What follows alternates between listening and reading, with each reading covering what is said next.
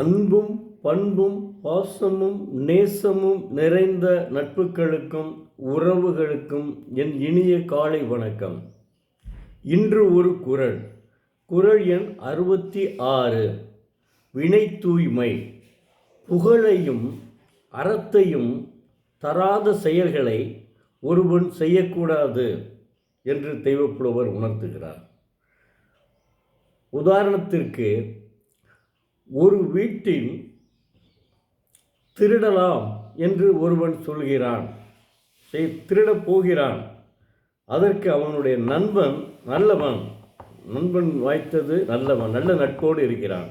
அவன் நண்பன் சொல்லியிருக்கான். நண்பன் என்ன சொல்லுகிறானா, திருடவே கூடாது, அது மிகப்பெரிய கெடுதி.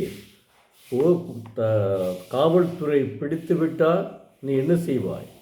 உன்னை உள்ளே தூக்கி வைத்து அடித்து கொண்டு வருவாங்க. அந்தளவுக்கு மோசமாக இருக்கும். தயவு செய்து திருடக்கூடாது.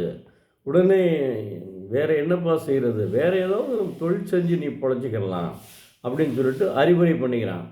அந்த அறிவுரை சொன்னால் கூட அவன் அதையும் கேட்கல. உடனே இவன் எப்போவுமே திருக்குறள் படிக்கக்கூடிய ஒரு மனப்பான்மை உள்ளவன். திருக்குறள் புத்தகத்தை இந்த குறளை சொல்லியிருக்கிறான். ஆகா, தெய்வப்புலவர் திருவள்ளுவரே சொல்லியிருக்கார், அந்த 2000 ஆண்டுகளுக்கு முன்பே வேணாம் அப்படி என்று அவங்க திருடாமல் இருந்து விட்டான். இதனைத்தான் தெய்வப்புலவர் திருவள்ளுவர் உணர்த்துகிறார். அற்புதமான குறள். ஒருவன் திருடக்கூடாது என்று சொல்வதற்கு அவனுடைய நல்ல நட்பு தான் காரணம். அடுத்து இன்னொரு குறளையும் சொல்ல விரும்புகிறேன். அதாவது, ஈன்ற பொழுதில் பெரிதுவக்கும் தான்மகனை சான்றோன் என கேட்டதாய். ஒருவன் சான்றோன், அதாவது சான்றோன் தன் மகனை சான்றோன் நற்பண்புகள் உடையவன் என்று பிறர் சொல்ல கேட்ட தாய், அவன் தான் பெற்ற மகிழ்ச்சியை விட மகிழ்ச்சி அடைவாள் என்று சொல்லுகிறாள் தெய்வப்புலவர். பாருங்கள் எப்படி. அதற்கு ஒரு உதாரணம் சொல்கிறேன். ஒரு உதாரணம். ஒரு கிராமத்திலே ஒருத்தன் படித்தான். அந்த கிராமத்திலேயே படித்து அவன் அடுத்து உயர்நிலைப் பள்ளியில் படித்து, அப்புறம் கல்லூரியில் படித்து பட்டம் வாங்கி அவன் ஐஏஎஸ் அதிகாரியை பாஸ் பண்ணிவிட்டான். தேர்ச்சி அடைந்து விட்டான். அவன் ஐஏஎஸ் அதிகாரியே ஆகிவிட்டான். மாவட்ட ஆட்சித்தலைவர் ஆகிவிட்டான். அது மட்டுமல்ல, மாவட்ட ஆட்சித்தலைவராகி நற்பண்புகள் உடையவனாக இருக்கிறான். அற வாழ்க்கையோடு வாழ்கிறான். அதுதான் முக்கியம். எல்லாரும் மாவட்ட ஆட்சித்தலைவர்கள் சில பேர் தேர்ச்சி அடைந்து வந்து விடலாம். ஆனால் அறப்பண்புகள் நிறைந்தவனாக அந்த ஆட்சியை நடத்த வேண்டும் மாவட்ட ஆட்சித்தலைவராக.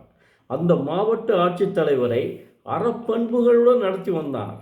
அதனை கேள்வியிட்ட பிறகு, உங்கள் மையம் கலெக்டர் ஆனாலும் எல்லா கலெக்டரை விட இவர் தாங்க நல்லா செஞ்சிட்ருக்காரு அப்படின்னு சொல்ல கேட்ட தாய், தான் பெற்ற அப்போ உள்ள மகிழ்ச்சியை விட பிறர் சொல்ல சான்றோன் என சொல்ல கேட்ட தாய், அவள் அடையும் மகிழ்ச்சிக்கு அளப்பெரியது என்கிறார்கள்.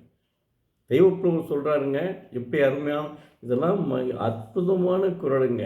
இந்த குறளை கேட்டாலே நம்மளும் ஐஏஎஸ் படிக்கணும் அப்படின்ற ஒரு எண்ணம் எல்லோரிடமும் வரும்.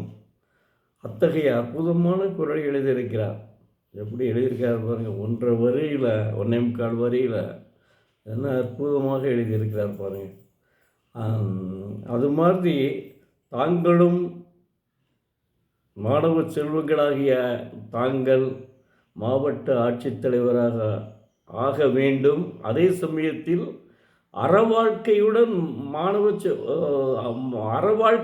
வாழ வேண்டும். அந்த செயலிலும் அந்த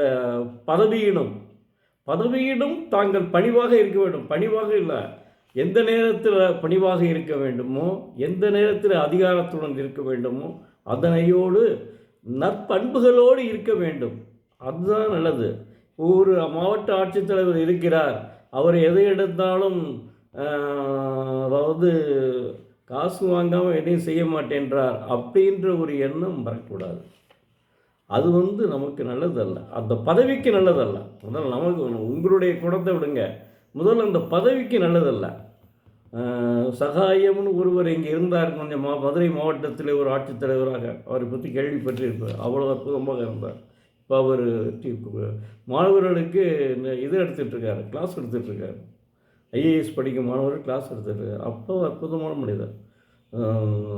இரவு இதிலேயே தூங்காமல் இருந்தார், சுடுகாட்டிலேயே தூங்காமல் படுத்திருந்தார். எப்படிப்பட்ட ஒரு ஐஏஎஸ்! அதையும் ஐஏஎஸும் பாஸ் பண்ணிட்டார், அதே சமயத்தில் நற்பண்புகள் உடையவராகவும் இருக்கிறார். இதனைத்தான் தெய்வப்புலவர் உணர்த்துகிறார். நன்றி.